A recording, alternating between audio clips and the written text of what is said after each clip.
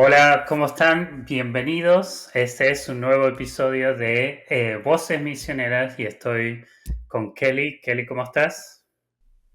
Muy bien, buenos días.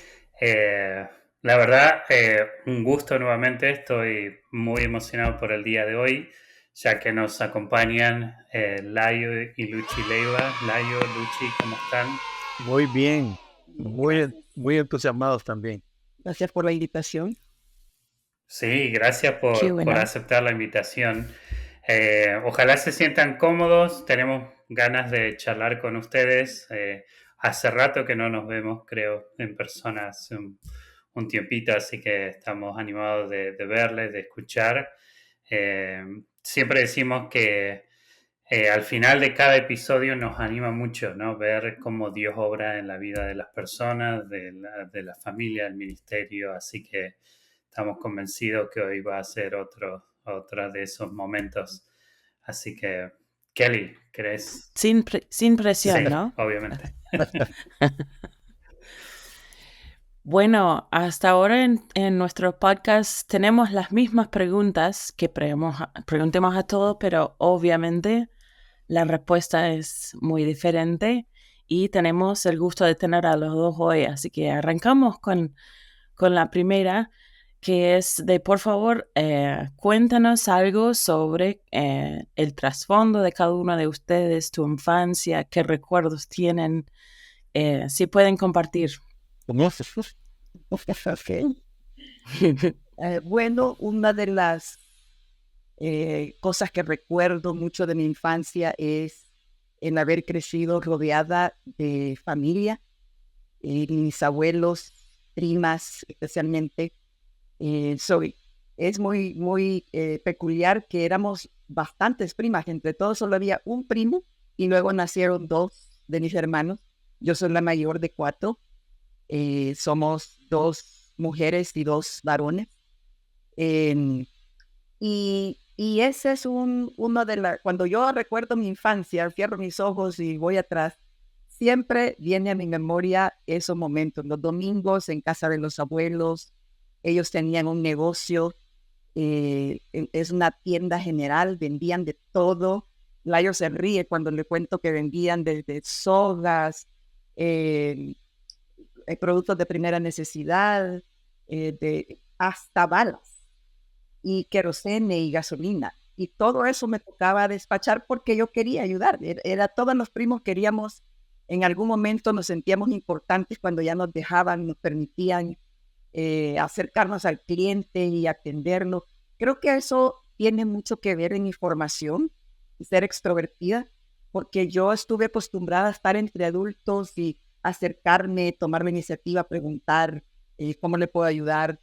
Entonces, ese es mi trasfondo, de ahí vengo yo, rodeada de familia, alegres, bromeando, jugando, pero también expuestos a un público que había que atender, despachar. Y un momento muy importante para mí fue cuando tuve acceso a la caja para dar cambios del dinero que pagaban. Estaba pequeñita, creo que tenía 10, 11 años, ¿verdad? Entonces, todas esas cosas me hacían sentir responsable, que ya tenía acceso a privilegios, ¿verdad? Pero de responsabilidad, no privilegios para mi bienestar, sino de ser responsable, de tener algo que hacer que era importante en el negocio de la familia.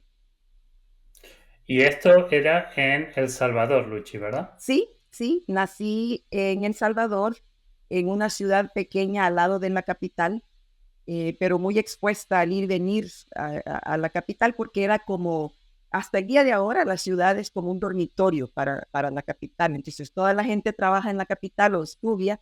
Yo desde los 15 años salí a estudiar fuera y entonces regresaba a la ciudad una o dos veces al mes y siempre ha tenido, hasta el día de ahora, tiene una gran influencia con la capital, sirve como dormitorio. Pero otro recuerdo, ahorita que estaba hablando, me marcó mucho.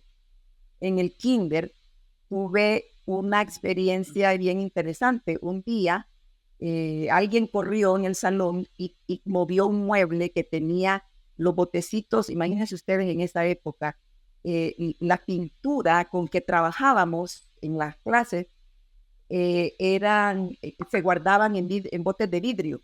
¿Se acuerdan esos botecitos de Gerber, la comida para bebé? En esos botecitos se guardaba. Entonces, cuando ese niño pasó corriendo y botó ese mueble, todos esos botes, fue un escándalo porque había vidrio y pintura por todos lados.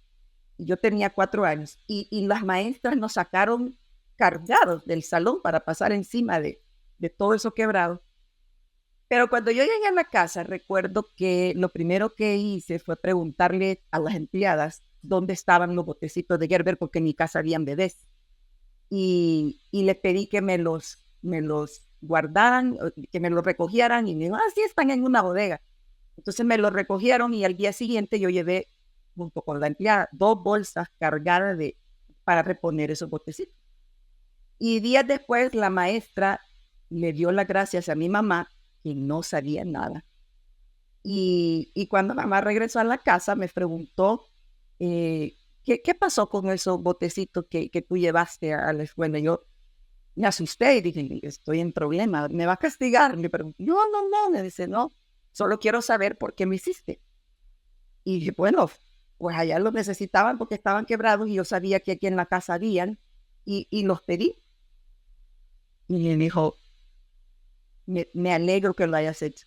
La maestra estaba muy feliz de haberlo recibido y yo me siento muy orgullosa de lo que hiciste. Y eso para mí me marcó, porque me dijo varias cosas, mamá, me dijo, eso habla mucho de ti, que tomas la iniciativa. No me dijo la iniciativa, pero yo entendí que al haber hecho un tipo de acciones de esa, que nadie me dijo nada, me marcó, ¿verdad? Porque haciendo cuentas, solamente tenía 4 años. Sí, quedó marcado. ¿Y Laio se creció en la misma ciudad? No, fíjate, yo crecí en la capital, que por cierto está muy cerca de la ciudad donde Lichi se crió. Yo también soy el mayor de 4. Luchi es la mayor de 4. 2 varones y 2 hembras, igual que mí. Mi papá era maestro, comenzó siendo maestro de nivel medio y luego fue maestro universitario. Mi mamá era enfermera y los recuerdos que yo más claros tengo de mis años de niñez es que yo vivía en 3 burbujas. La burbuja de mi casa, con mis padres y mamá, mis hermanos. La burbuja de la escuela, que era una escuela evangélica, donde yo estudié en colegios evangélicos desde el primer grado hasta que me gradué de bachiller. Y luego la iglesia. Mis padres eran muy activos en la iglesia. Siempre mi papá era maestro de jóvenes o predicaba, andaba en congresos, en campamentos. Entonces yo me crié en ese mundo, en esas 3 burbujas. Y tuve una niñez totalmente feliz junto con mis padres. Recuerdo que mi mamá era muy enfermiza. Mi mamá a veces estaba de enfermera trabajando en el hospital como enfermera y otras veces era paciente. Y a veces, por ejemplo, me acuerdo que íbamos el 24, que era la celebración de Navidad, mi mamá no estaba. Era porque le tocaba turno como enfermera o porque estaba enferma y había que ir a ver a ella que estaba postrada. Pero también el evangelio fue una cosa muy importante en mi familia porque mis papás estaban involucrados todo el tiempo en cuestiones de la iglesia. Entonces yo me crié también en la escuela dominical, en las clases, en los campamentos, en los retiros, en las escuelas de vacaciones. Entonces, esa fue mi formación en todos los años de mi niñez.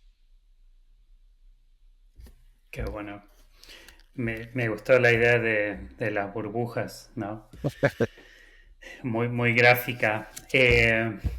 Si pudieran compartirnos ahora cómo y cuándo, también qué recuerdan, con quién, dónde estaban, pero cómo y cuándo fue que comenzaron su relación con Dios. Ok, bueno, Interesantemente, que yo me crié tanto en la iglesia, em, cuando mis padres ya yo estaba casi preadolescente, mis papás fueron los que fundaron CRU en El Salvador. Y entonces se crea una tercera o cuarta burbuja que era CRU, ¿verdad? Yo estaba muy jovencito y ya andaba con universitarios y jugando ping pong en los retiros de CRU, que en ese tiempo se llamaba Movimiento Alfa y Omega. Entonces, esa fue una extensión de la iglesia, digamos, pero ya de una manera mucho más juvenil. Y me acuerdo que yo andaba en medio de todo eso, ¿verdad? Era como la mascota de los universitarios y andaba por todos lados y Que tenías que 10, 11 años. sí, estaba mucho menor, no era universitario. Y me acuerdo que en una ocasión mi papá tenía que ir a dar una charla a una ciudad cercana, como unos 40 minutos, y entonces me pidió que yo fuera con él. Y yo estaba, no sé qué estaba haciendo, que no quería ir, pero mi papá me dijo, tenés que venir conmigo. Entonces casi a la fuerza fui y todo el camino a la ida fui muy molesto porque mi papá me sacó de lo que estaba haciendo y tuve que ir con él. Y era una charla que él estaba dando en un colegio a estudiantes. Y en esa charla él compartió el Evangelio, las 4 leyes espirituales. Y yo estaba en la última fila, en ese tiempo no había teléfonos, porque si hubiera habido teléfono hubiera estado ahí, ¿verdad? Buscando y viendo, leyendo, pero estaba ahí aburridísimo, había escuchado a mi papá hablar miles de veces, ¿verdad? En la iglesia, en todo, pero esa vez por alguna razón que no puedo explicar totalmente, empecé a prestar atención, especialmente al final, cuando mi papá hizo la invitación para que los estudiantes que estuvieran ahí, que quisieran invitar a Jesús a entrar a su vida, hicieran una oración con él. Y entonces yo empecé a hacer ahí, pero así en segundos, un autoexamen y descubrí que yo nunca había invitado a Jesús a entrar a mi vida. A pesar de que habían dado casi desde que nací en cosas de la iglesia, nunca yo había abierto mi corazón a Jesús de esa manera como mi papá lo estaba explicando. Y luego mi papá dijo, quiero que los que quieren invitar a Jesús se pongan de pie. Y casi todos los estudiantes se pusieron de pie.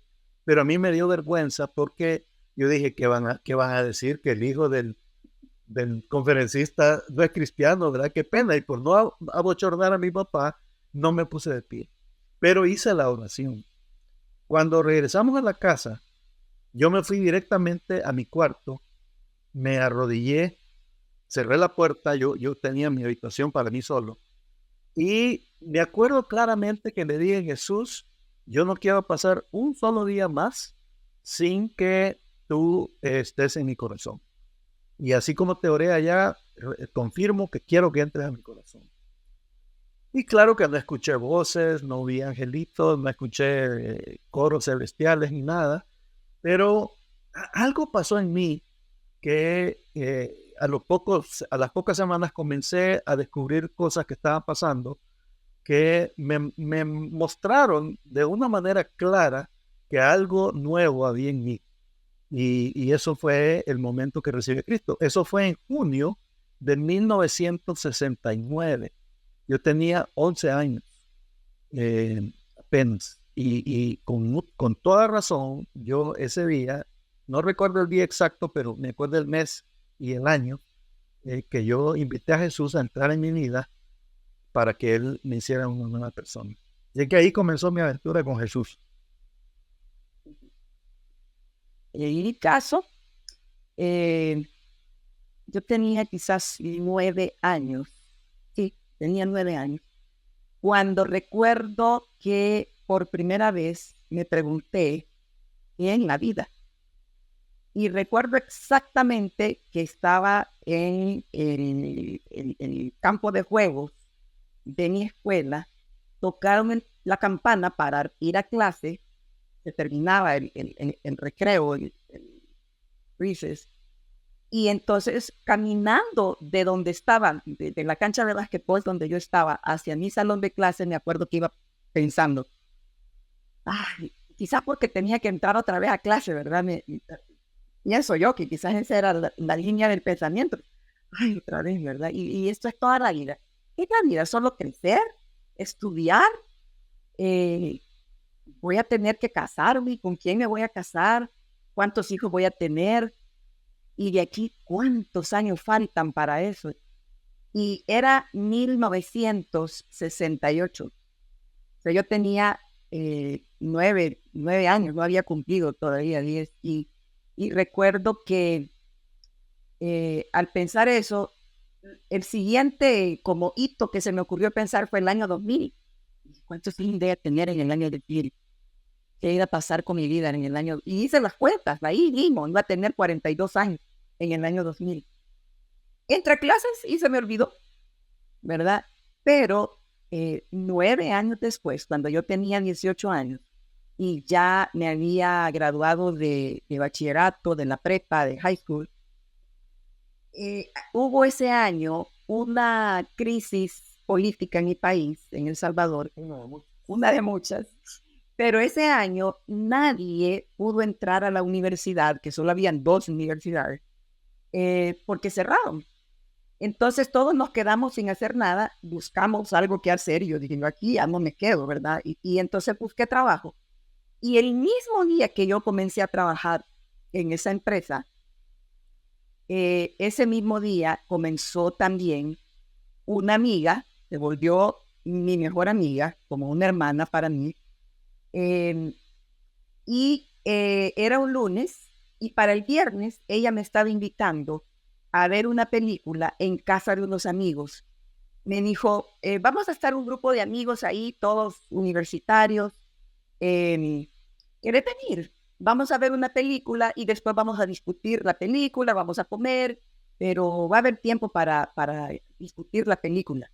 A mí eso me llamó mucho la atención porque a mí me gusta mucho deliberar y yo andaba buscando respuestas. Ya me estaba preguntando quién es Dios. Ya en mi adolescencia yo había llegado al punto, por influencia de un maestro, a creer que Dios era un invento de los hombres.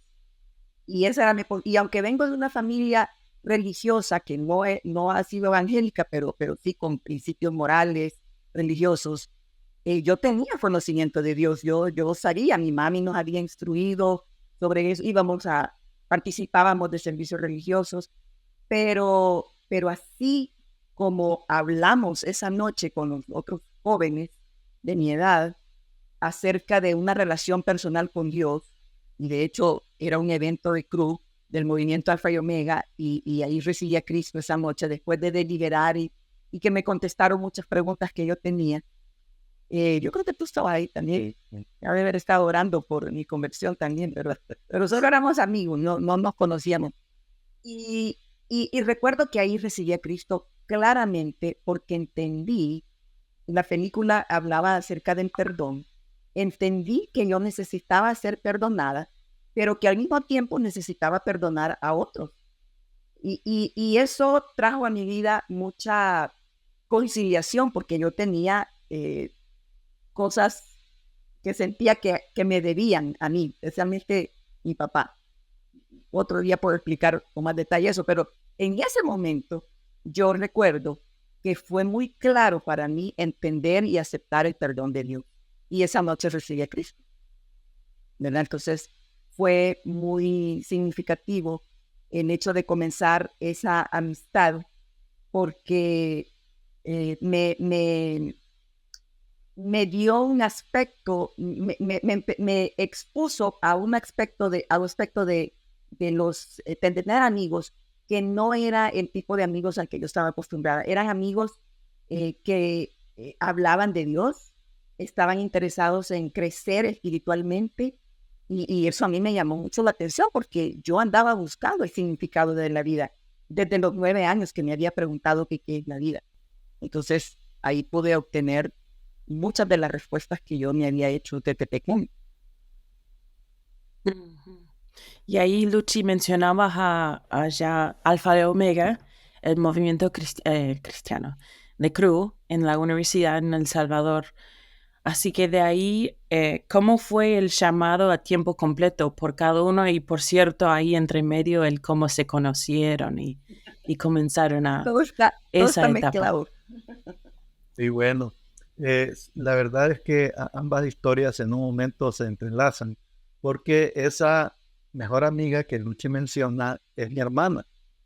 Mi hermana y Luchi empezaron a trabajar en esa tienda el mismo día. Un lunes, el viernes Luchi va a la reunión, ese día recibe a Cristo, y ahí comenzó una amistad con mi hermana, y luego mi hermana la trajo a la casa, y bueno, más adelante retomo ese hilo de la historia. Entonces yo crecí en el movimiento Alfa y Omega, que era CRU. Me involucré totalmente en las actividades, íbamos a evangelizar a la universidad, aunque yo no era universitario todavía. Me acuerdo que los viernes los jueves más bien, íbamos a la universidad a pegar propaganda, así le decíamos, hacíamos en un mimeógrafo hojas diciendo el tema de la reunión. Todos los viernes teníamos la reunión Alfa y Omega. Entonces, yo era el encargado de llevar la goma, era un engrudo que hacían. Entonces yo tenía el balde con el engrudo, y éramos como un equipo de 4 o 5. Uno llevaba los papeles, como unos 200 papeles que habíamos impreso. Otro iba y los pegaba en la pared de la universidad, y yo era el encargado con la brocha de darle así para que se pegara. Entonces, me encantaba, esa era una gran aventura, y lo hacíamos en la noche porque habían pocos estudiantes, y a las varias semanas de hacer lo mismo, en la Universidad Nacional de El Salvador era el centro del izquierdismo, del comunismo, más adelante ahí nació la guerrilla, y entonces ellos detestan todo lo que no sea lo que ellos dicen. Entonces las paredes estaban llenas de pósteres del Che Guevara, de fuera Yankees, ¿verdad? De todo eso. Y nosotros teníamos que arrancar algunos de esos para pegar nuestra publicidad de la reunión. Y a las pocas semanas nos descubrieron, porque obviamente no pedíamos permiso para hacer eso. Entonces, nosotros íbamos pegando la publicidad, y allá a los 20 metros atrás venían ellos arrancándonos la publicidad. Entonces se convirtió en una carrera, ¿verdad? De quién iba a hacer, porque nosotros cuando terminábamos y ellos nos habían arrancado todo, le dábamos otra vuelta para volver a pegar encima donde nos habían arrancado. Bueno, es una cosa interesante. Así crecí yo, ¿verdad? Pero cuando ya me tocó empezar a decidir qué voy a hacer con mi vida, decidí que yo quería ser piloto aviador. Y empecé a buscar cómo podía estudiar aviación, ya sea militar o comercial o lo que fuera. Y al poco tiempo me di cuenta que era un sueño casi imposible, más bien imposible, porque el costo era astronómico. Y mis papás, pues siendo misioneros, era imposible. Cuando Luchi entró a trabajar en esa empresa, yo también empecé a trabajar en el aeropuerto. Yo trabajaba con una aerolínea muy famosa, Pan American, que ya no existe, y era un trabajo muy prestigioso. Yo trabajaba en el aeropuerto atendiendo pasajeros, y me empecé a descubrir muchas cosas del mundo, y estaba en un paraíso, porque estaba rodeado de aviones. Todo el día hablando de aviones, viendo aviones, etcétera. Y eso me confirmó que yo quería ser piloto. Pero pues también la realidad de que eso era casi imposible, ¿verdad? De repente un día mi papá nos anuncia que lo han invitado a él a ser uno de los directores del Centro de Capacitación de CRU para toda América Latina, pero en México, en la ciudad de Cuernavaca, en el estado de Morelos, en México. Entonces nos anuncia que él ya aceptó con mi mamá, ¿verdad? Y que ahora nos vamos para México. Y yo no me quería ir para México. Ya para esa altura ya habíamos establecido una relación de noviazgo con Luchi. Ambos estábamos de acuerdo que éramos el uno para el otro, y que en algún momento más adelante nos íbamos a casar. Entonces, para mí irme a otro país no era atractivo. Y también yo había decidido, y juntos ya lo habíamos platicado, que era lo que queríamos hacer en el futuro, si es que nos íbamos a casar. Y habíamos decidido que queríamos ser periodistas. ¿verdad? Si no puedo ser piloto, voy a ser periodista y voy a ser un periodista de guerra, de ir donde hay combates y seguramente me van a llevar en los helicópteros, ¿verdad? Porque ya en mi país ya había guerra, ya había yo andado en los helicópteros, de traductor de equipos de prensa. Entonces, al fin mi papá me convenció, nos convenció a todos, ¿verdad? Yo no quería romper la unidad familiar, pero le dije, yo me voy a México con dos condiciones. La primera condición es que yo voy a estudiar periodismo en la UNAM, la Universidad Autónoma de México. Y, ¿verdad? Y la segunda condición es que yo no voy a tener tiempo de estar participando mucho en las actividades de Alfa y Omega o de Cruz porque voy a estar ocupado. Yo quiero que ustedes me respeten esa decisión y con eso me voy. Entonces me dijeron, sí, está bien. Y nos fuimos para México, ¿verdad? Yo dejé a mi novia y el compromiso era que iba a ser por un poco tiempo, yo al regreso, ya habíamos empezado el estudio en la universidad, íbamos a viajar por el mundo haciendo reportajes de combate, ¿verdad? En las guerras, porque siempre hay guerras por todos lados. Entonces nos vamos para México. Y yo había trabajado por meses preparando toda mi documentación para ingresar a la UNAM. Llego a la UNAM el primer día a inscribirme y descubro de una manera muy dramática y muy trágica que el día de ayer había sido el último día para la inscripción de estudiantes extranjeros. O sea, por un día llegué tarde. Y entonces me regreso, eso fue en la Ciudad de México, vivíamos en Cuernavaca, me regreso totalmente destrozado a la ciudad de Cuernavaca, que está a 100 kilómetros, con todos mis papeles que casi los tiro a la basura y enojadísimo conmigo mismo. ¿Cómo no pude fijarme que ayer era el día último y ahora ya no me pueden atender? Tengo que esperar 6 meses. Y bueno, fue una desilusión terrible. Mis padres muy amorosos me atendieron, ¿verdad? Y no te preocupes, aquí. Y al pasar un par de días, mi papá me dice, mira, el centro de entrenamiento ya va a empezar.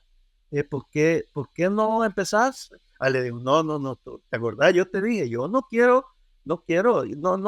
me siento que yo voy a ser un misionero de cruz. ¿Verdad? Yo amo al Señor, me gusta evangelizar, ¿verdad? Pero yo tengo otros planes. Acordate que Luchi me está esperando en El Salvador, ya tenemos nuestro plan. No me digo, no importa, podés asistir como oyente. Y claro, como él era el director, ¿verdad? Podía autorizar que yo fuera oyente. No tenía que inscribirme, no tenía que irme, ¿verdad? A vivir donde estaban todos, etcétera. Bueno, está bien, ¿verdad? No tengo otra cosa que hacer, está bien. Llegó el día de la inauguración, habían entre 80 y 90 jóvenes profesionales de todo el continente, estaban entusiasmadísimos porque Dios los ha llamado y están preparándose para aquello que Dios los ha llamado. Mi hermana, la mejor amiga de Luchi, estaba ahí, ella iba a entrar de coordinadora. Y bueno, llegó el momento, yo fui a la inauguración, me quedé en la última fila porque yo dije, no quiero ser muy amigo de esta gente porque yo ya en cualquier rato me voy a hacer otra cosa, ¿verdad? Y me quedé atrás. El predicador, que era un líder mexicano, dio un mensaje tremendo, se llamaba el mensaje Dios mi prioridad.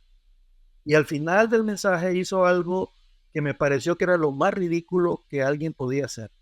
Él dijo, hoy quiero que le demostremos a Dios de una manera tangible que Él es nuestra prioridad, que no hay nada más importante que Él. Y entonces él se quita su reloj, un reloj color dorado, no sé si era de oro, y dice, este reloj me lo dio mi esposa cuando cumplimos 15 años de casados. Y hoy, y se lo quitó, quiero entregárselo al Señor, y lo puso en un recipiente metálico, y se oyó el ruidito cuando cayó, para decirle al Señor que ni siquiera mi matrimonio, mi esposa es tan importante como es Él. Y quiero invitarlos a ustedes a que se pongan de rodillas ahí en su lugar y que piensen de qué manera tangible y visible yo le puedo decir al Señor ahora que Él es lo más importante para mí, que no hay otra cosa. Yo me hinqué, claro, ¿verdad? Como todos los demás, y dije adentro de mí, qué ridículo este tipo. ¿Cómo se pone a decir eso? Eso es manipulación, eso es ridículo. Y de repente empiezo a ver, yo hincado, ¿verdad? Sí, veía, que se empiezan a levantar tipos, ¿verdad? Y oía clink que ponía cosas allá en el recipiente. Y yo dije, ¿qué brutos son estos? ¿Qué tontos? ¿Cómo es que se dejan engañar, se dejan manipular por ¿verdad? Y la gente se quitaban los relojes, se quitaban las señoras los aretes, otros se quitaban el anillo de casado, se lo quitaban y lo iban a poner. Y yo, ¿verdad? Peleando y cuando empiezo a sentir, y yo me había comprado, cuando empecé a trabajar, un reloj de piloto, muy similar a este que tengo. Un reloj carísimo que nadie lo podía tener y yo ahorré varios meses y me lo compré. Y esa era mi intención de que yo voy a vivir como yo quiero vivir. Y en eso estaba luchando y escuchando y peleándome contra este orador ridículo, manipulador, cuando empiezo a sentir que el reloj me empieza a quemar la mano, caliente se puso. Y entonces yo lo volteo a ver el reloj y empiezo a sentir el calor. Inmediatamente dije, no, Dios, no, Señor, no, esto no es conmigo. Todo menos el reloj. Sí, no, esto no es conmigo.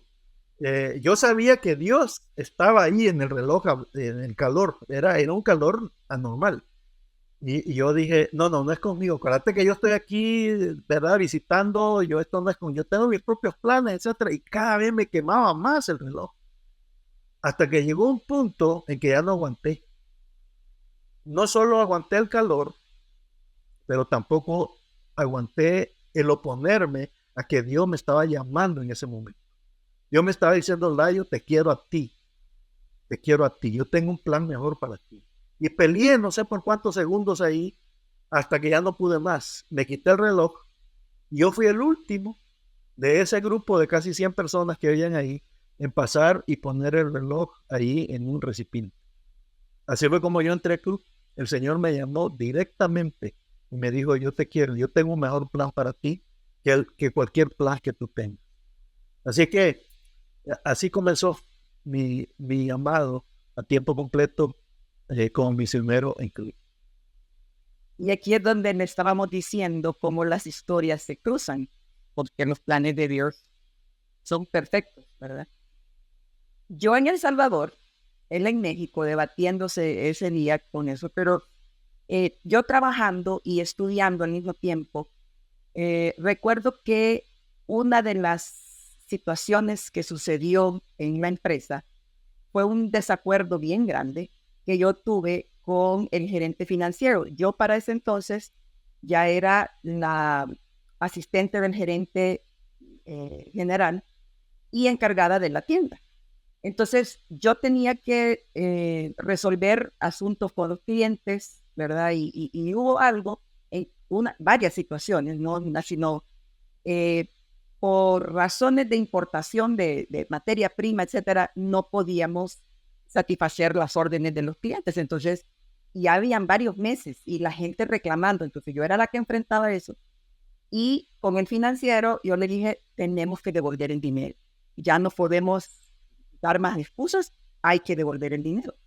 Entonces él se opuso y tuvimos esa discusión fuerte porque a mis principios no me daban para hacer eso, pero al mismo tiempo, esa semana yo estaba asistiendo en mi iglesia a una campaña de misiones, era una conferencia de misiones y todas las noches después de trabajo, después de la universidad, iba a las conferencias de misiones y ahí el Señor estaba calentando mi corazón sobre servir al Señor, entregar su vida de tiempo completo. Entonces yo recuerdo que una de esas noches yo me comprometí con el Señor de entregarle mi vida. No sabía cuándo, pero sí sabía que yo quería servir al Señor en el campo misionero. Luego, esa semana, cuando se dio ese altercado, con este financiero, el gerente financiero de la empresa, llegó un momento en que yo estaba tan frustrada porque para mí era un robo, ¿verdad? Que la empresa no quisiera devolver el dinero. Entonces él me dijo en un momento, bueno, si no está de acuerdo, ya sabe dónde está la puerta. Entonces yo le dije, ok, gracias. Mañana tiene mi renuncia. Y regresé al día siguiente con mi carta de renuncia y se la entregué. Porque esa noche yo oré y le dije al Señor, yo prefiero tener que lidiar otro tipo de problemas, pero no estos que me ponen mis principios en juego, por un lado. Y por otro, yo había pasado en mi mente reflexionando sobre qué quiero hacer con mi vida. ¿Quiero ayudar a que otros se hagan ricos a una costa de este tipo de decisiones? ¿O quiero entregar mi vida para cosas eternas? Que tenga algo, que mi vida tenga consecuencias eternas en la vida de otros. Entonces, claramente yo hice mi carta de renuncia. No sabía si ni siquiera en cruz iba a ser, porque esto fue en mi iglesia donde yo acepté esa invitación.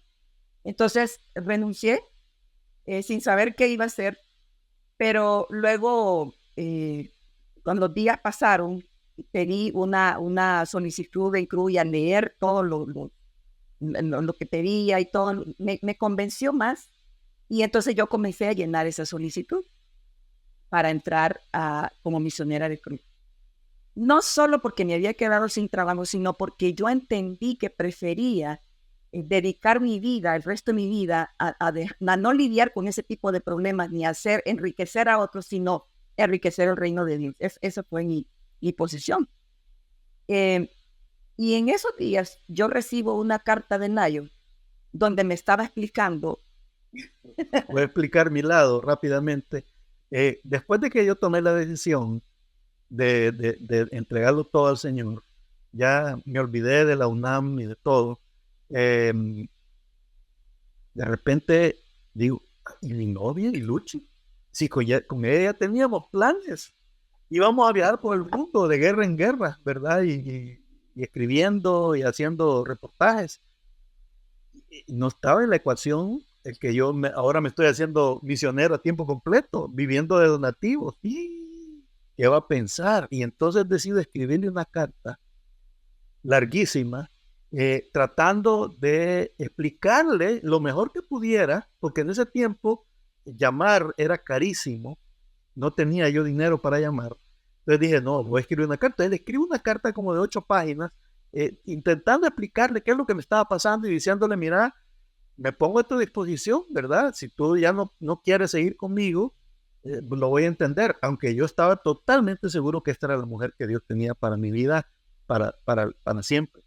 Y yo esa carta la puse con temor y temblor. Y yo sabía que esa carta se tardaba más o menos 2 semanas en llegar, y la respuesta de ella se iba a tardar otras 2 semanas. Entonces esa es la carta que tú recibiste. Sí, pero antes de haber recibido esa carta, yo estaba en la misma situación, ¿verdad? Con mi decisión, empezando a llenar la solicitud para entrar a cruz. Y también dije, bueno, esto no fue el acuerdo que hicimos, ¿verdad? Y entonces me escribió una carta. La mía era quizás como de 4 páginas, no era tan larga como la de él, pero escribí esa carta explicándole todo lo que había pasado y por qué yo estaba decidiendo. Pero era bien clara en decirle, pero no es porque estoy sin trabajo, es porque ya decidí que quiero trabajar para algo que cuente para la eternidad. Y entonces, igual, ¿verdad? Yo le decía, yo entiendo que ese no fue el acuerdo, pero esta es mi situación y quiero que sepas qué es lo que está pasando conmigo. Y envié esa carta, pero yo no había recibido la carta de él todavía. Entonces resulta que yo mandé la carta y me quedé súper tenso, esperando cuál iba a ser la respuesta, orando, junto con mis colegas del entrenamiento. Ya estábamos en el entrenamiento, íbamos a evangelizar a la universidad todos los días, clases todos los días, toda la mañana, y en la universidad en la tarde. Y yo contando los días, ¿verdad? No, falta mucho todavía. Yo creo que ni la he recibido todo. De repente, como a los 10 días, me llega una carta de ella que venía más gruesa de lo normal. Yo dije, aquí está la respuesta. Pero yo decía, no puede ser, si es que se tarda un mes más o menos, 2 semanas para ir y 2 semanas para regresar, y no había pasado ni siquiera 15 días. Pero esa carta así gruesa, dije yo, no, esta carta es. Y con temor y temblor abrí la carta estaba seguro que me iba a decir no. Cuando leo, era ella describiendo su propia experiencia con el Señor, cómo ella había entregado su vida casi al mismo día que yo había tomado mi decisión. Entonces, ahí volví a la vida. Y eso fue la confirmación que las decisiones que estábamos tomando ambos eran del Señor. Y también la decisión, Decime que todavía tienen las cartas. fíjate que En no, algún lugar con tanto traslado, en algún lugar está. Eso. Yo tengo la confianza de que la voy a encontrar. así que esa Qué fue bueno. una doble confirmación, ¿verdad? Confirmación que servir al Señor es del Señor. Y la segunda es que esta es la mujer que tú tienes para mí. Así que cuánto más después de ese cambio de cartas se pudieron ver y empezar la vida juntos. Él regresó como a los 2 años. En el medio de eso, tú me visitaste una vez, yo te visité otra vez. A los 2 años regresó. Todavía pasamos 2 años más de noviazgo y nos casamos. En 1981. Eso estaba pasando en el 78. Sí, yo entré a Cruz el 1 de octubre de 1978 y entré en México. ¿Verdad? Mi primer casi 2 años de misionero a tiempo completo fueron en México. Y nos casamos en el 81.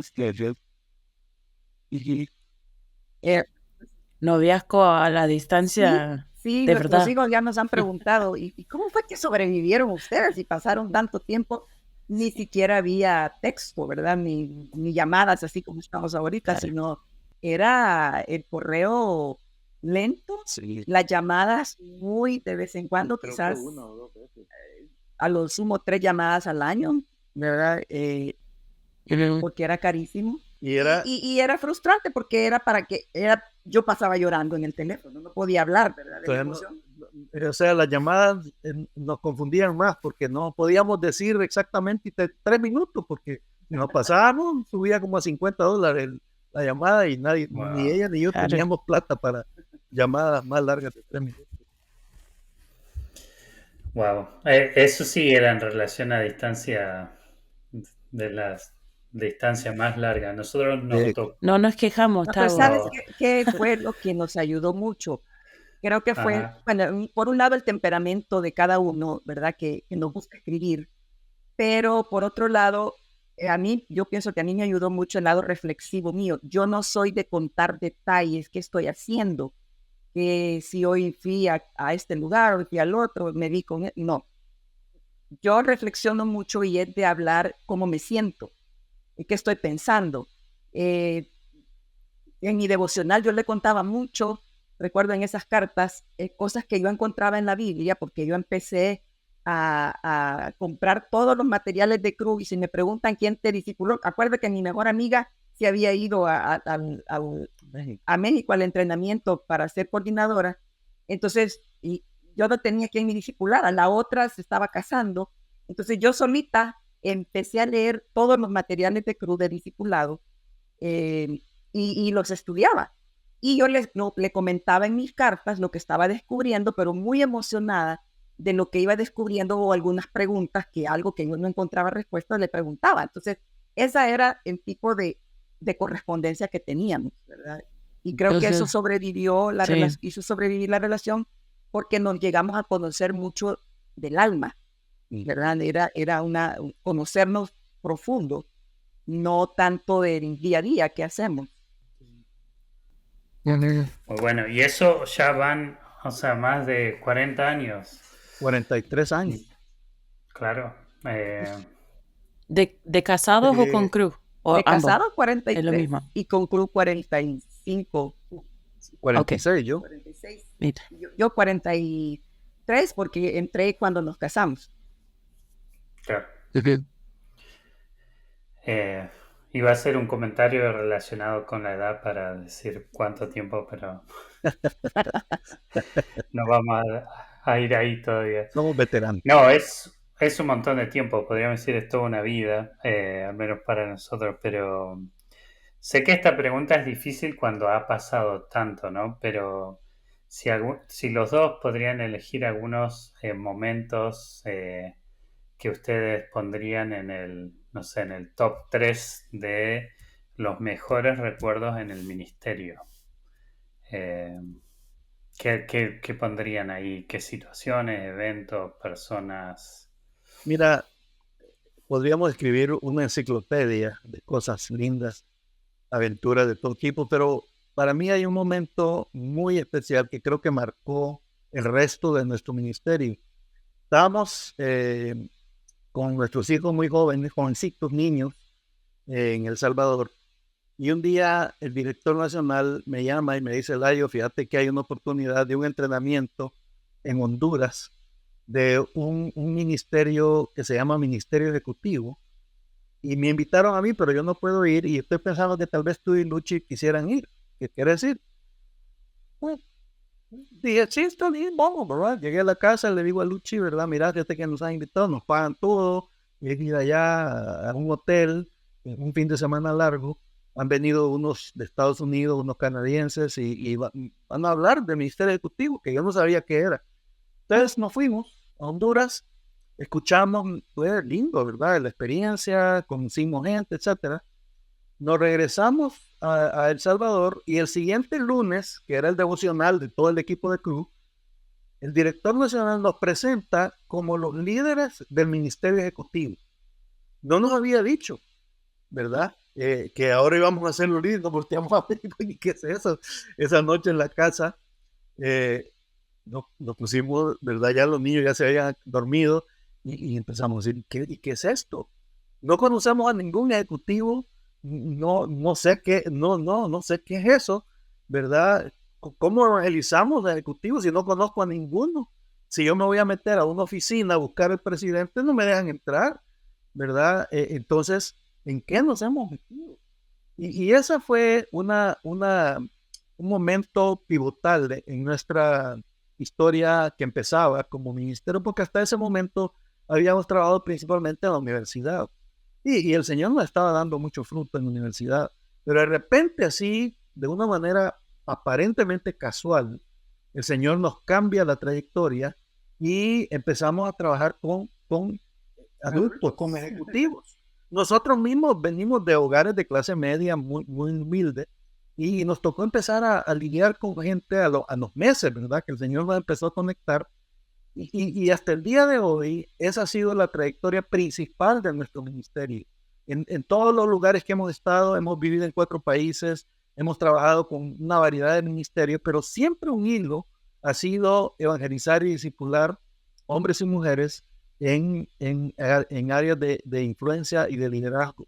Y ese fue lo que más tarde descubrimos que era el llamado específico de Dios para nuestra vida. Entonces, esa invitación a esa reunión fue un momento pivotal que creo que marcó una trayectoria en los próximos décadas en nuestro ministerio. En mi caso, hablando en esa misma línea, ¿verdad? De encontrar como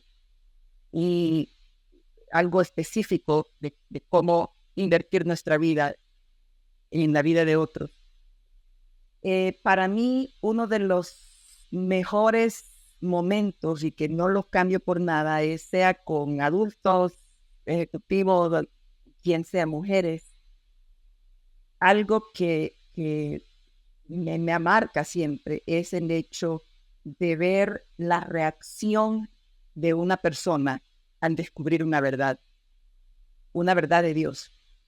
En ese caminar, relacionándonos con este tipo de gente que no teníamos acceso a nada, ¿verdad? Nada en común, pero Dios en su gracia nos ha permitido trabajar, ayudar, caminar, apoyar, estar al lado de ellos.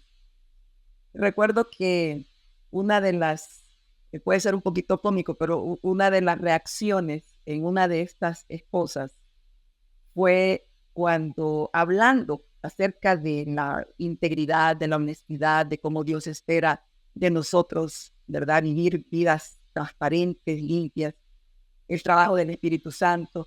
Entonces ella de repente en esa sesión había estado callada y de repente dice, o sea que si yo tomo dinero prestado de la billetera de mi esposo en la noche sin que él se dé cuenta, es pecado.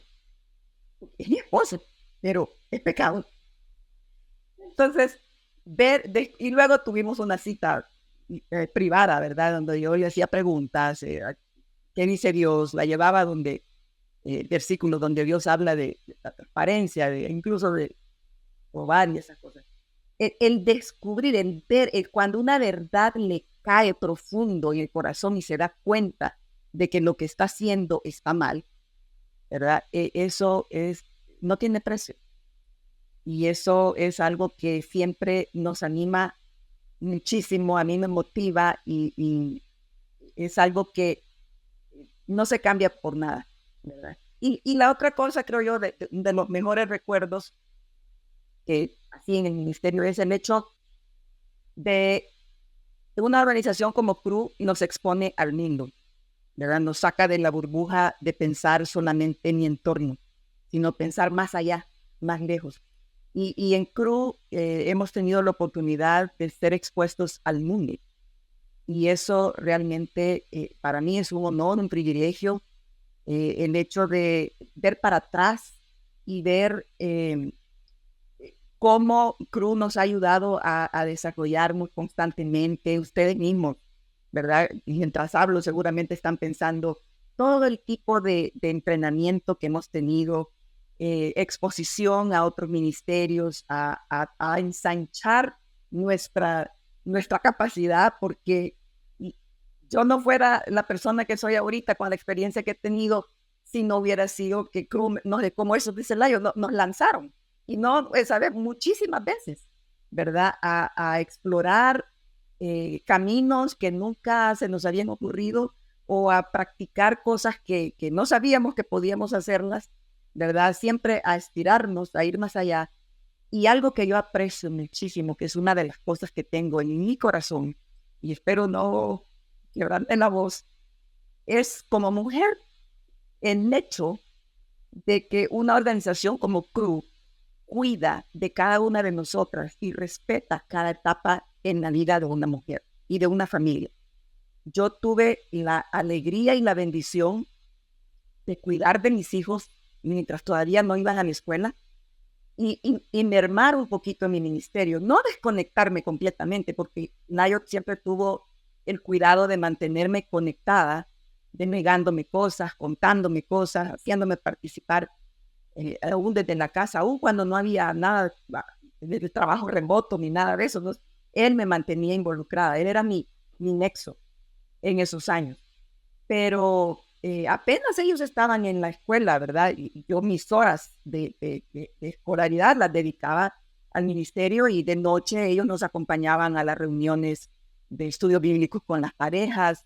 Ellos estaban involucrados en todo el ministerio, pero esa parte también no tiene precio, ¿verdad? Estar con una organización, y yo sé que van a escuchar esto gente que acaba de entrar a la organización o otros que están pensando formar sus familias.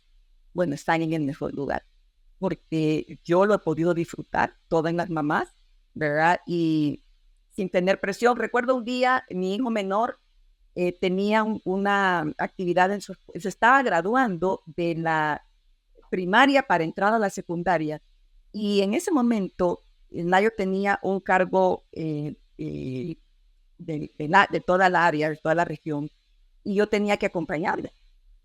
Y justo estaba en las fechas en que él tenía su ceremonia de graduación y los dos íbamos a estar afuera. Entonces, él estaba como un poquito, ¿verdad?, incómodo. Y yo le dije, hijito, ¿sabes qué? Yo no voy a ir. Papi no puede dejar de faltar, pero yo me voy a quedar y yo voy a estar. Y él me dijo, no te creo. No te creo, porque él sabía lo importante que era, ¿verdad?, esa reunión. Entonces, hice el correo, el email, y lo escribí excusándome, y me recuerdo que se lo escribí a Judy Douglas, y entonces explicándole la razón por la que yo no iba a ir a la reunión, y él lo leyó, lo invité a la pantalla que viera, y dice, no lo vas a mandar. Y le digo, ¿cómo no? Dale tú, a ver, envíalo tú, dale tú. Y él lo apretó, hizo el clic y se fue el correo. Y a los días vino la respuesta de Judy y me decía, tomaste la mejor decisión. O sea, sentirme completamente libre de culpa que yo no iba a estar en esa reunión, porque ella entendía perfectamente bien como mamá. Y se lo enseñé a él también, ¿verdad? Y le dije, ¿te das cuenta? Y no estoy en problemas, ¿verdad? Ella lo entiende. Entonces, ese tipo de cosas, los hijos creo que, bueno, los entrevistaron hace unos años y les preguntaron, ¿verdad? Y lo pudieron ver. Ninguno tiene remordimientos o ni algo en contra, ¿verdad? De lo que nosotros hemos hecho, siempre lo han respetado mucho, porque tratamos de respetarlos a ellos también. A nosotros nos han respetado la organización también, esa otra parte, y creo que es uno de mis tesoros. Sí. En mi caso, hay una cosa que ha sido constante desde que mi papá, ¿verdad? Cuando yo empecé a ser parte de Alfa y Omega, mi papá era el director nacional y, y él fue la primera persona que se tomó el tiempo de formarme. No solo porque era mi papá, pero porque era mi líder también. El término de coaching no existía, ¿verdad? En ese tiempo, pero yo ahora puedo ver cómo mi papá se tomó el tiempo de formar mi carácter, formarme como líder de movimiento. Y esa ha sido una constante a través de estos 40 y pico de años. Siempre ha habido una persona o varias personas que han invertido en mí por años. Rolando Justiniano fue mi mentor, mi coach. Después Della Adadebo, Thomas Abraham, Steve Sellers y otros más que dedicaron tiempo.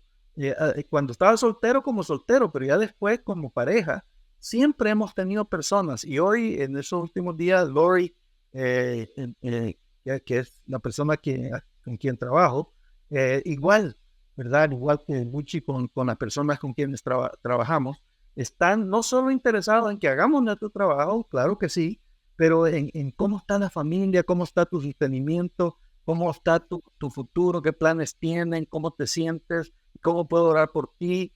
Es increíble la burbuja, pero en este caso no es una burbuja que aísla, sino una burbuja que forma, que protege, que consuela, que anima, que entrena. Esa ha sido una constante durante todos estos años. Nunca hemos estado solos. Siempre hemos tenido personas que están formándonos a nosotros. Y esa ha sido una bendición increíble estos 46 años. Y Mencionaron que vivieron en 4 países. Y bueno, dan por muy bajo en el paréntesis, pero han tenido varios roles ustedes durante todos estos años en Cru. Lindo escuchar de algunas de los recuerdos más lindos, pero ¿qué tal algunos de los tiempos más difíciles en el ministerio? ¿Qué es lo que aprenden de Dios, han aprendido de Dios en tiempos más bien desafiantes? Bueno, también han habido tiempos difíciles, crisis. Yo recuerdo que cuando tuvimos Explo 72, que fue un evento, no, Explo 85, fue una reunión global vía satélite, y es la primera vez que eso se hacía en ningún lado. Teníamos en Salvador un grupo de unas 3,000 o 4,000 personas y 2 horas al día nos conectábamos vía satélite con todas las otras sedes, más de 60 sedes en todo el mundo. Fue una cosa increíble. Trabajamos más de un año en organizar ese evento. A mí me pidieron que yo fuera el organizador y con hijos pequeños trabajábamos a veces sin parar todo el día. A medida que se iba acercando el tiempo, bueno, fue toda una aventura el tener eso. Esas 3,000 personas en un gimnasio.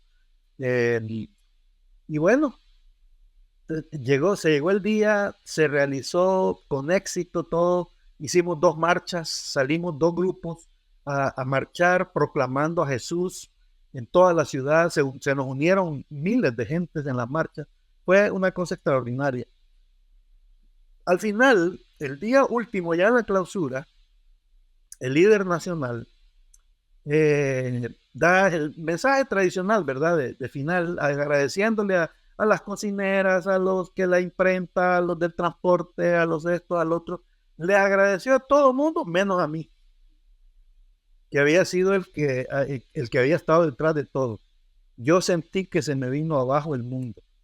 Y ¿cómo es posible que yo he dejado el pellejo durante 14 meses, sacrificando todo, eh, sin dormir, a veces sin comer y haciendo cosas increíbles?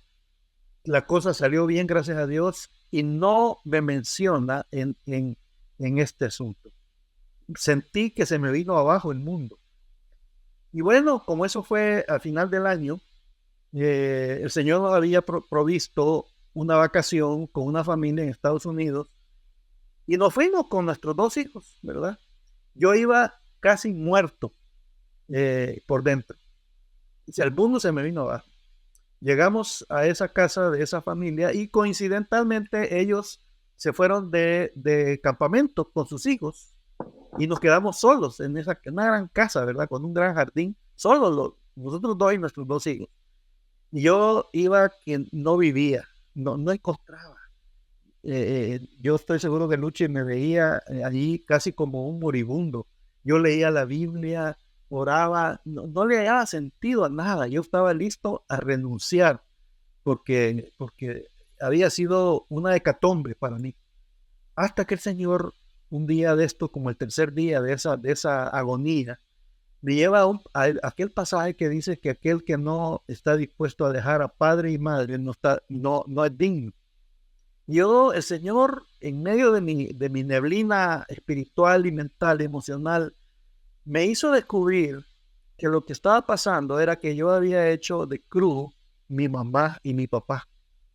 Y yo estaba pidiendo de cruz algo que no me lo puede dar cruz, ni me lo puede dar Luchi, ni me lo puede dar nadie, solo me lo puede dar Dios.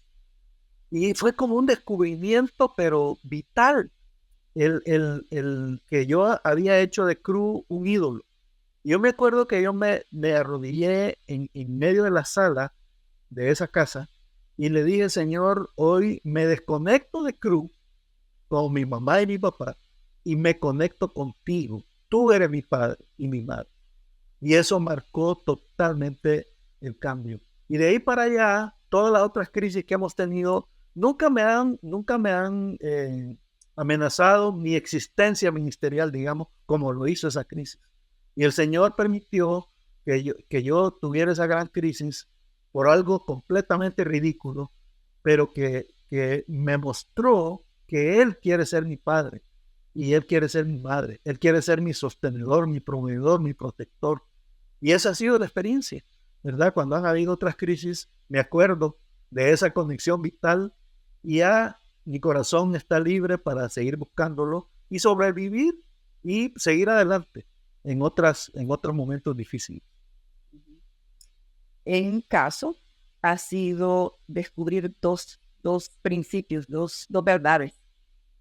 Una es la fidelidad de Dios a su palabra, a sus promesas. Eso que Mario está diciendo, ¿verdad? Su palabra regresó a dar vida, a convencer del error y a dar vida. Y eso no falla. Cualquiera que sea la situación, ¿verdad? Siempre regresar a su palabra, porque allí es donde hay vida. Y la otra es su gracia. Nuestros hijos muchas veces nos han preguntado: ¿y de dónde? ¿Por qué esto? ¿Verdad? ¿Cómo ha pasado todo esto? ¿Cómo hemos hecho todo esto? No tenemos respuesta. Es su gracia. Y su gracia inmerecida, porque no la merecemos, ¿verdad? Entonces, el vivir vidas tranquilas, libres de otra cosa que en mi caso a mí y muchísimo ha protegido mi corazón es el hecho de no tomar las cosas personales, ¿verdad? Cualquiera que sea lo que estemos lidiando, tratando, y no lo tomo personal, porque eso me protege, ¿verdad? Y si hay algo que es odio, que es personal, entonces vamos y hablamos, ¿verdad? Es parte de otorgar gracia, ¿verdad? Yo quiero arreglar, quiero saber, y estoy otorgando gracia porque no estoy acusando, sino quiero saber, ¿verdad? Entonces, practicar esas dos cosas, verlas y vivirlas, la fidelidad de Dios y la gracia inmerecida de Dios, pero también otorgar la gracia. Muy bueno. Bueno, se me ocurren varias preguntas para seguir en lo que están diciendo, pero Una que tenemos siempre pensada es, ¿qué le dirían ustedes, vos, Luchi, qué le dirías a la jovencita Luchi que estaba trabajando, estudiando? Eh, ¿Qué te diría vos misma, ¿no? Ahora que has avanzado, vos, Layo, el joven que soñaba con ser piloto, periodista, y eh, ¿qué se dirían a ustedes mismos, ¿no? Ahora que ya han transitado el camino. ¿Sí? Yo le diría al joven Layo, no te preocupes, que Dios tiene un mejor plan. Si Dios te llama, obedece. Esa fue mi lucha, ¿verdad? Hubo un momento de crisis, pero yo ya venía lidiando con eso por varios meses. Y yo le diría al Layo joven, si Dios te llama, anda. Porque el lugar más feliz del mundo es estar donde Dios te ha llamado. Y el lugar más riesgoso del mundo es estar donde Dios no te ha llamado, haciendo lo que tú quieres hacer, pero sin tener la cobertura de Dios. Y esa ha sido una constante, el poder ver a través de todos estos años cómo Dios se ha ocupado de todo lo que tenemos, de todos nuestros hijos. Ahora tenemos nietos. El Señor nos ha permitido estar en varios lugares del mundo, conocer a mucha gente, tener experiencias. Y entonces yo solo me acuerdo de Jonás, ¿verdad? Cuando Dios lo llama a Jonás, Jonás se va, pero se va al lado contrario y el pobre pagó las consecuencias. Y yo digo, Señor, gracias, porque sin haber tenido que quebrarme los dientes, tú me diste la gracia de poder aceptar esa invitación y ha sido la mejor aventura de mi vida, el poder estar en el camino de que Dios nos llamó. Con ciertas torcedumbres por ahí, pero al final de la historia, la mejor aventura del mundo, el poder estar donde Dios nos llamó. ¿Qué le diría yo a la versión joven de Nietzsche? ¿Se acuerdan la pregunta, qué es la vida? Dios me contestó esa pregunta, ¿verdad? La vida es descubrir tu propósito. ¿Para qué estás aquí? ¿Para qué Dios te creó? Y encontrar ese propósito, esa misión personal para la que Dios te creó, ha sido para mí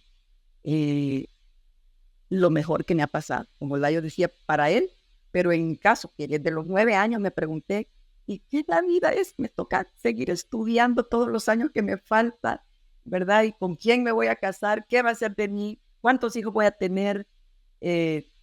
Todo eso lo ha ido contestando a su tiempo, ¿verdad? Pero teniendo la completa seguridad de que estoy dentro del propósito de Dios. Y un día, cuando enfrentábamos una de esas decisiones de movernos de país, fue la primera vez que teníamos que cambiarnos de país con 2 hijos preadolescentes, yo no me quería mover, aunque la invitación era para ir a vivir y servir en Estados Unidos, pero yo le tenía pánico y no quería ir. El Señor desde entonces nos entregó esa promesa y con esa hemos vivido. Yo sé los planes que tengo para ti, planes de bien y no de mal, para darles un futuro y una esperanza. Jeremías 29. Qué bueno. Excelente. Me toca a mí hacer la última. Kelly ha estado ahí sufriendo con un poco de tos, pero gracias por aguantarla.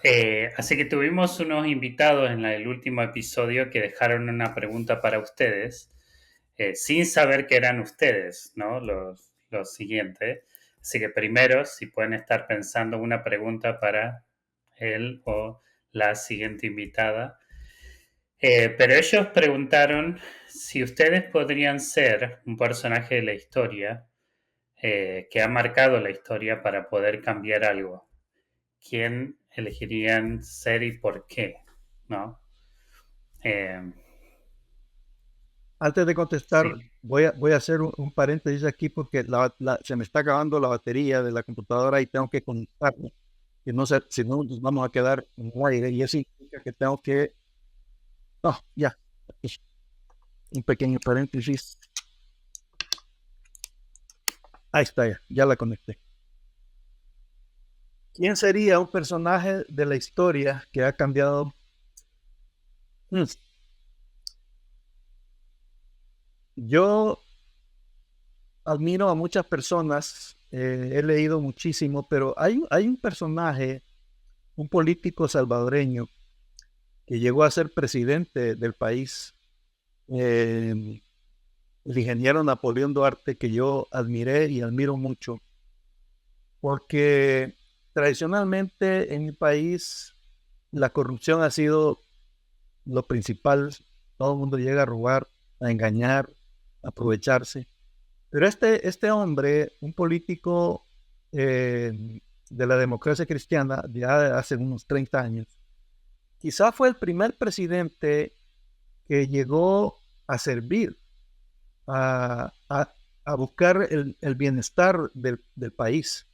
Yo lo admiré mucho a él porque era un hombre que hablaba con convicción, le tocó enfrentar los primeros años de la guerra civil y cada vez que hablaba yo admiraba mucho a ese hombre. Y nunca lo conocí personalmente, pero recuerdo que cuando él estaba por terminar su periodo de presidente, le descubren cáncer, un cáncer mortal. Y entonces fue un escándalo, ¿verdad? Todo el mundo, el presidente Duarte, que primera vez que tenemos un presidente honesto, que creo que marcó un hito en la historia política de mi país al descubrir que era posible ser presidente y no ser un ladrón, no ser un engañador. Y la gente lo admiraba, yo lo admiré mucho. Yo le escribí una carta, no sé de dónde me salió escribirle una carta y no sabía yo si la iba a recibir o qué, porque me imagino que reciben miles de cartas, No diciéndole, era de 8 hojas la no, no, carta. no, era de una sola hoja, simplemente diciéndole, señor presidente Duarte, yo quiero decirle que estoy orando por usted y por su familia. Mi papá murió de cáncer y yo puedo entender un poquito a su familia el dolor y el sufrimiento que han de estar pasando. Amablemente, la yo leí. Bueno, se la mandé y pasaron meses y meses, hasta se me olvidó. De repente un día llega a mi casa el correo, una carta de casa presidencial. Y era una carta de él que me escribió diciéndome, señor Layo Leiva, muchas gracias por sus palabras y yo también creo en Dios y espero que Él haga un milagro en mi salud. Y así, una cosa cortita. Y eso me marcó muchísimo porque yo descubrí que es posible ser un hombre de integridad. Y eso también, después él falleció, ¿verdad? Y yo no sé si él era cristiano o no, posiblemente nunca fue cristiano, pero eso me comprometió aún más a poder llevar el mensaje de Jesús a estas personas que están en liderazgo. Entonces yo, si me tocara ser otra persona, yo quisiera ser un político que hace una diferencia en su país. Y el primero que se me viene a la mente es el presidente Duarte en mi país. En mi caso, eh, estuve pensando en lo que Layo estaba hablando, un montón de mujeres históricas, gente que ha hecho mucho bien, pero no puedo sacarme de la mente a María de Magdala, porque caminó con Jesús, fue de sus discípulas, fue de sus patrocinadoras y fue la primera persona que recibió la noticia de la resurrección. ¡Wow! ¡Qué privilegio! Yo quisiera estar en esos zapatos, hubiera querido estar en ese lugar. Y no solo eso, ¿verdad? Sino que también se le encargó ir a dar testimonio a otros y anduvo, bueno, su vida fue consumida por el encargo que Dios le dio que, a través de Jesús, pero por la exposición que ella tuvo de primera mano a las enseñanzas de Jesús. Entonces, wow. Si a mí me ha marcado que no lo conocí personalmente, ahora te imaginas tener ese privilegio de estar, tuvimos el privilegio de andar caminando en esos lugares en Israel, y se siente, ¿verdad? Yo personalmente tuve una experiencia muy linda en Israel, pero estar con él, wow, es ese personaje de la historia para mí es, yo quisiera estar en esos sandalias. ¿Y qué pregunta les gustaría dejar a la próxima invitada o invitado o pareja?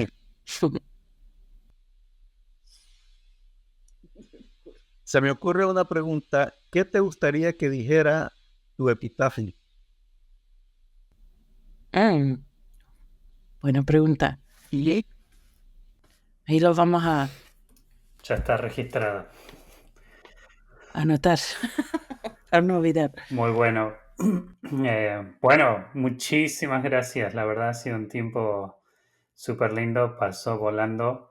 Kelly hizo una referencia que yo quería comentar también, que bueno, no más de 40 años de experiencia han tenido roles muy, muy significativos en LAC, en la región, a nivel global.